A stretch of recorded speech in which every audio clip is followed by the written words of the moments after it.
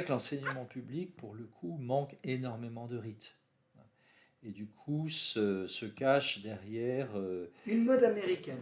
C'est-à-dire que très très vite, et c'est ce que disent beaucoup de nos collègues du public qui partagent en toute honnêteté ce type de débat, ils expliquent qu'il y a eu un engouement de la séduction américaine. Alors, c'était le frigo, c'était etc.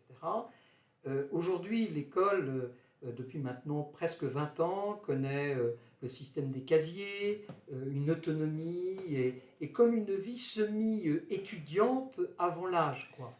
Et la réforme du lycée va complètement dans ce sens. Et on est complètement là-dedans, Ouais, et ouais. maintenant on va avoir même le permis de conduire à 17 ans, peut-être à Ouais, 16 ouais, ans. ouais. Enfin, vous voyez, il y a... Ah, je vois très bien. Et donc, on n'est pas dans la réponse aux besoins de l'enfant, mais dans l'application d'une idéologie. Oui, tout à Et fait. j'ai un petit peu peur que dans un établissement privé chrétien, on se soit laissé aller dans une idéologie de bienveillance, de tolérance, d'écoute, et finalement on en oublie, ou on a, je dirais pas qu'on a honte, mais on en oublie finalement l'incroyable mission que nous avons de ne pas détenir la vérité, mais d'en être gardien.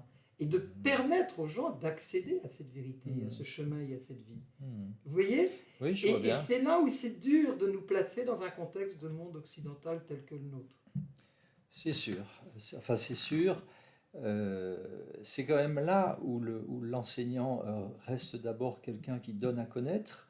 Et pour moi, donner à connaître, ça n'est pas délivrer des savoirs formatés, prêts à consommer, comme dans l'idéologie justement des savoir-faire, mais c'est éveiller l'esprit.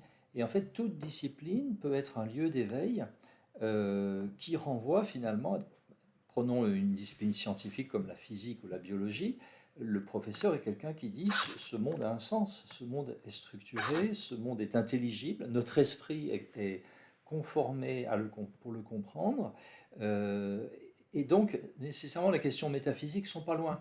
Alors le professeur de physique ne va pas faire de la métaphysique, mais soit il referme la question métaphysique en disant voilà où s'arrête le savoir humain et il n'y a rien d'autre à savoir. Donc ça, c'est le professeur positiviste. On peut en avoir dans le public comme dans le privé.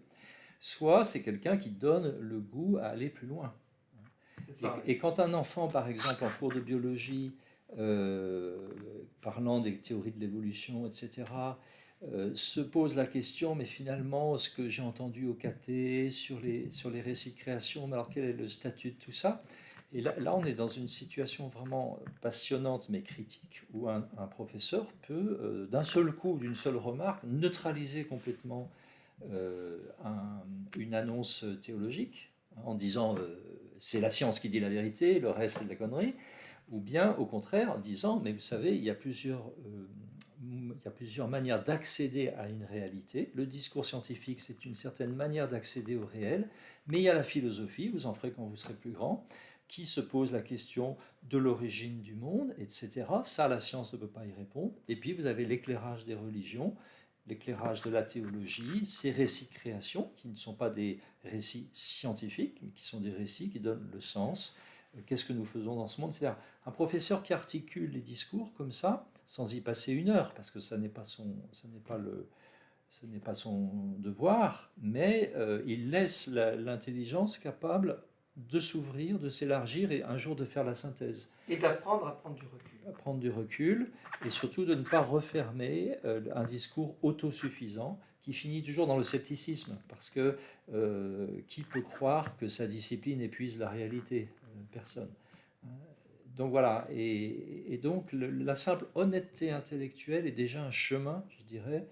Vous savez, moi je suis très marqué par Simone Veil, la philosophe, Oui. qui dit à un moment donné, le Christ aime qu'on lui préfère la vérité parce qu'il est la vérité, et celui qui se détourne de lui pour chercher la vérité n'ira pas loin sans tomber dans ses bras.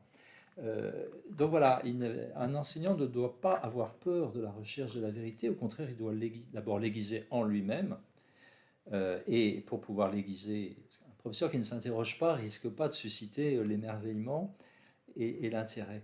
Et donc, en aiguisant le désir de la vérité chez un enfant, y compris pour quelque chose de très modeste comme un petit problème de géométrie ou une version latine, est quelqu'un qui prépare l'esprit à rencontrer un jour la vérité tout entière.